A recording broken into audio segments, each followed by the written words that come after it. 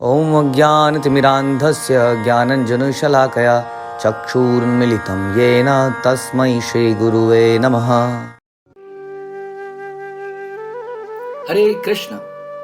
आप सभी का स्वागत है। हम पढ़ रहे हैं भगवद गीता अध्याय 2 गीता का सार, श्लोक संख्या 53। श्रुति विप्रतिपन्ना ते यदा स्थायस्यति निश्चला समाधो अचला बुद्धि तदा योगम अवाप्यसि। तो जब तुम्हारा मन वेदों की अलंकारमयी भाषा से विचलित न हो और वह आत्म साक्षात्कार की समाधि में स्थिर हो जाए, तब तुम्हें दिव्य चेतना प्राप्त हो जाएगी। तो हम लोग जानते हैं कि हम इस संसार में क्यों हैं। यदि आपको याद हो कि हम मेनली हमारी चेतना दूषित हो जाती है। हमारी चेतना में जो कि हमारी ओरिजिनल चेतना क्या है, हमारा ओरिजिनल स्वभाव क्या है, ये हमें श्रील प्रभुपाद बताते हैं। हमारी ओरिजिनल चेतना है कृष्ण भावनामृत की चेतना, या भगवान के एक नित्य दास की चेतना, जिसका जीवन का एकमात्र उद्देश्य है भगवान की प्रसन्नता, गुरु की प्रसन्नता से भगवान की प्रसन्नता। यदि गुरु हमसे प्रसन्न है तो कहा जा सकता है कि भगवान हमसे प्रसन्न है। तो जब हमारी ये चेतना है, इसको कहते हैं दिव्य चेतना, इसको कहते हैं समाधि। सही मायने में समाधि के बारे में जब डिस्कस करा जाए तो ये दिव्य चेतना कब प्राप्त होगी, इसके बारे में बता रहे हैं। जब हमारा मन वेदों की अलंकारमयी भाषा से विचलित नहीं होगा। हम पीछे काफ़ी समय से डिस्कस कर रहे हैं कि वेदों में कई चीज़ें ऐसी लिखी हैं जो कि इंसान को बिल्कुल नीचे की स्थिति से उठाने के लिए है। जैसे कि एक व्यक्ति ऐसा है जो वेद पुराण भगवान इत्यादि किसी चीज़ को नहीं मानता है, उसके जीवन का एक ही उद्देश्य है कैसे प्रसन्न चित्त रहा जाए, किसी भी somehow I have to be. कैसे जैसे एक जानवर की प्रवृत्ति होती है जिसको केवल वो दिखता है या उसका बच्चा दिखता है, बच्चे दिखते हैं, उन्हीं को प्रोटेक्ट करने में उसका पूरा जीवन का। चिड़िया देखते हैं, चिड़िया जाती है दुनिया में, घूम के आती है, छोटे छोटे दाने लाती है, अपने बच्चों को घोंसले में मुंह में देती है, वो खोले रखते हैं। इस प्रकार से जानवरों में देखते हैं कि खुद को खाया या ज़्यादा से ज़्यादा जो और लेवल नीचे लेवल के जानवर होते हैं उनको परिवार की भी नॉलेज नहीं होती है ना। कीड़े मकोड़े, उनको कोई मतलब नहीं है कि ये कीड़ा मेरे में से पैदा हुआ है। धीरे धीरे हम ऊपर उठते हैं तो व्यक्ति को अपने अलावा भी कुछ दिखता है। देखिए, सबसे नीचे की स्थिति में है कि व्यक्ति को अपने बारे में भी कुछ नहीं पता है। नो आइडिया ऑफ आउट कि मुझे भूख लगी है, नेचुरल प्रोसेस से वो कुछ कर रहा है। धीरे धीरे जैसे कि कीटाणु बहुत नीचे सिंगल सेल वाले जो जीव होते हैं, उनको तो कुछ आइडिया ही नहीं है कि क्या है जीवन, क्या है। धीरे धीरे हम ऊपर उठते हैं तो उसको खुद का एहसास होता है कि मुझे खाना खाना है, मुझे सोना है। धीरे धीरे जानवरों में और ऊपर उठते हैं तो देखते हैं उनमें परिवार वाला एक भाव आता है। जैसे कि हम जनरली 4 पैर वाले जानवरों में ऐसा पाया जाता है, गाय में देखते हैं, कुत्तों में देखते हैं, वहाँ परिवार के लिए थोड़ा सा है। तो और बढ़ गया तो उसको अपने अलावा अपना परिवार दिखा। और ऊपर उठते हैं तो उन्हें झुंड दिखता है, वो उसको पूरा अपना फैमिली मानते हैं। तो कई जानवर ऐसे हैं जो पूरे बड़े बड़े झुंडों में निकलते हैं। तो वो उसको, यानी कि उसको अपने परिवार के अलावा अपना समाज दिखने लगता है। तो उसी तरह से ये चेतना आगे बढ़ती जाती है और हमें भी इसी प्रकार से एक समाज दिखता है, फिर हमें अपना राज्य दिखता है, फिर हमें अपना कंट्री दिखती है, फिर हमें मैनकाइंड दिखती है। तो ये जो धीरे धीरे उठाने की बात है, ये चेतना को धीरे धीरे उठाएं। तो चेतना में जिसमें वो अपने बारे में भी नहीं सोचता था, अपने से निकल के अपने परिवार के बारे में, फिर अपने झुंड समाज के बारे में, और ऊपर चलता जाता है। और जब ये चेतना टोटली विकसित हो जाती है, तब वो अपने बारे में, अपने परिवार के बारे में, अपने समाज, अपने देश के बारे में ना सोचकर केवल भगवान के बारे में सोचता है, या भगवान के प्रतिनिधि जो उनको भगवान से मिलाने का कार्य करते हैं उनके बारे में सोचता है। उन्हीं की इंस्ट्रक्शंस को फॉलो करना उसके जीवन का एकमात्र उद्देश्य बन जाता है। तो ये चेतना की हाईएस्ट लेवल है।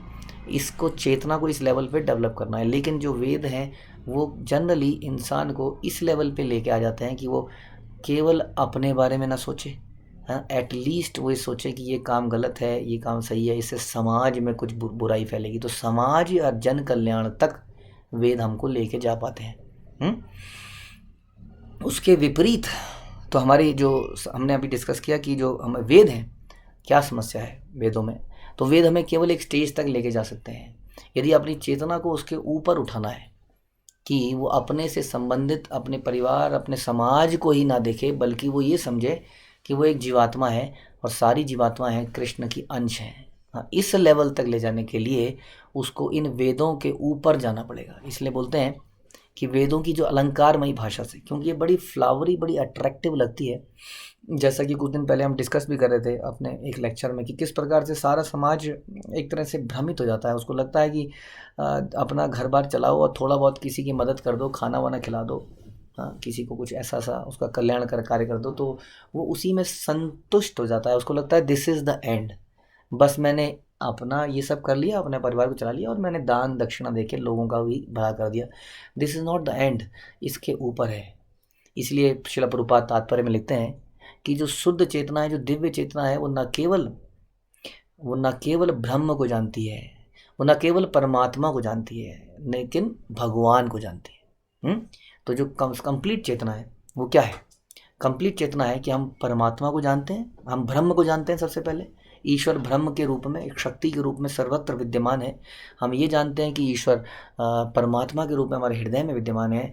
लेकिन जो दिव्य चेतना है वो इसके आगे बढ़ के ये जानती है कि भगवान वास्तविक एक पुरुष के रूप में है और हम उनके हमेशा रहने वाले एक प्रेमी उनके सर्वेंट हैं, उनके एक नौकर हैं, प्रेमी नौकर, ज़बरदस्ती वाले नौकर नहीं।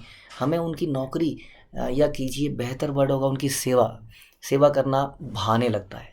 तो ये जो चेतना है, इस चेतना में क्या होता है कि जीव जो है कल्याणकारी कार्य भी करने लगता है अपने आप ही। उसको समझ में आ जाता है कि जीव की जो हैप्पीनेस है वो वास्तव में इन वेदों की कल्याणकारी कार्यों से नहीं होगी, ना तो इंद्रिय तृप्ति के कार्यों से होगी। जीव की जो संतुष्टि है वो भगवान से, भगवान के नित्य दास बनने के रूप में होगी। तभी वो प्रसन्न रह सकता है, अदरवाइज प्रसन्न नहीं रह सकता। इसलिए इसमें बोला गया कि जो वेदों की अलंकारमयी भाषा से अट्रैक्ट हो जाता है वो समाधि में स्थिर नहीं हो सकता है। तो यहाँ बताया, जब तुम्हारा मन वेदों की अलंकारमयी भाषा समझ में आ गया तो दो चीज़ें हम डिस्कस कर सकते हैं, ना तो इंद्रिय तृप्ति के विषयों में उसका आसक्ति रहे, ना उसकी इन चीज़ों के प्रति आसक्ति रहे जो कि बोलते हैं यदि ऐसा करोगे तो आपके साथ ये अच्छा हो जाएगा, हम सबका भला करेंगे तो भगवान हमारा भला करो। हमारे कोई ना कोई कार्य करने के पीछे केवल यही पर्पस रह जाता है। तो इसी वजह से हम कोई ना कोई कार्य भी करते हैं। इवन जन कल्याण के कार्य का पर्पस भी ये होता है कि कल्याण करना चाहिए तो तुम्हारा घर परिवार ठीक से चलता रहेगा। क्या वास्तव में हम कल्याणकारी कार्य करें तो हमारा जीवन अच्छा ही बीतता है? क्या हमारे जीवन में दुखों को हम अवॉइड कर सकते हैं? यदि हम वेदों की अलंकारमयी भाषा को फॉलो करें तो क्या हम अपने जीवन से दुखों को टोटली अवॉइड कर सकते हैं? ये क्वेश्चन आता है, क्या हम कर सकते हैं? जब हम ध्यान से देखेंगे तो हम ये देखेंगे कि कोई भी व्यक्ति हो संसार में, उसके साथ जन्म मृत्यु जरा व्याधि लगी रहती है। कोई व्यक्ति ऐसा नहीं है जो संसार के दुख से दूर जा सके। और यही हम देखते हैं पांडवों के केस में भी, इवन भक्तों के जीवन में भी ये दुख नहीं जा सकते हैं। हाँ, जब तक वो इस शरीर में है तब तक उनको दुख आएंगे। वो दुखों को फील करेंगे कि नहीं, डिफरेंट सब्जेक्ट कि वो दुखों को किस प्रकार से लेता है। एक भक्त के जीवन में भी दुख आते हैं, बट उनको दुखों को किसी और तरीके से लेता है। तो ये है, इसलिए यानी कि वेदों की अलंकारमयी भाषा से, यानी कि वेदों को फॉलो करके, इन कर्म कांडों को करके, कुछ पुण्य कर्म करके हम प्रसन्न नहीं रह पाएंगे। यहाँ भगवान बहुत साफ बोल रहे हैं, जब तुम्हारा मन वेदों की अलंकारमयी भाषा से विचलित ना हो और तुम समझ जाओ ये पुण्य काम नहीं, केवल कृष्ण भावनामृत में काम, इसमें सारा पुण्य काम अपने आप है। जैसा ये कभी ऐसा नहीं बोला जाता कि जो भगवान का सर्वेंट है, भगवान को प्रसन्न कर रहा है, वो सामाजिक कल्याण के कार्य नहीं, वो तो सर्वोच्च सामाजिक कल्याण का कार्य कर रहा है। क्योंकि वो जीवों को वास्तविक रूप से बता रहा है कि कैसे आप प्रसन्न हो सकते हैं। और वह आत्म साक्षात की समाधि में स्थित है, तब तुम्हें दिव्य चेतना प्राप्त हो जाएगी। तो इस प्रकार से समाधि, क्या बोला जा रहा है समाधि का मतलब? यहाँ पर समाधि मतलब श्रील प्रभुपाद बताते हैं कि जब आप निरंतर ये सोचते रहते हैं कि I am a humble servant of my spiritual master, मेरे गुरु का मैं एक विनम्र भक्त हूँ, वो कैसे भी मेरे साथ डील कर सकते हैं। हाँ, जब इस चेतना में मैं हमेशा रहता हूँ कि I am a servant of the devotee of my Guru and ultimately of Krishna, हाँ, तब हम कह सकते हैं कि हम दिव्य समाधि में। समाधि का मतलब लोग अलग अलग तरीके से लेते हैं।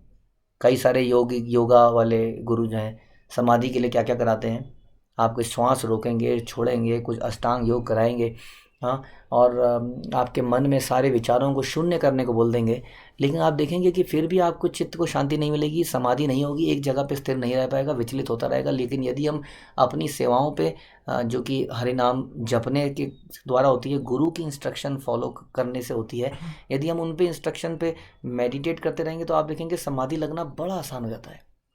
हाँ, अपना आसन लगा के विचारों को जीरो कर देना इज़ नॉट पॉसिबल, हमसे तो नहीं होता है, ना ही अर्जुन से ऐसा हो पाया। अर्जुन गीता में बोलते हैं इट इज़ नॉट पॉसिबल कि आप बैठ जाएं, सारे विचारों को शून्य कर लें और कहीं पर ध्यान केंद्रित करें।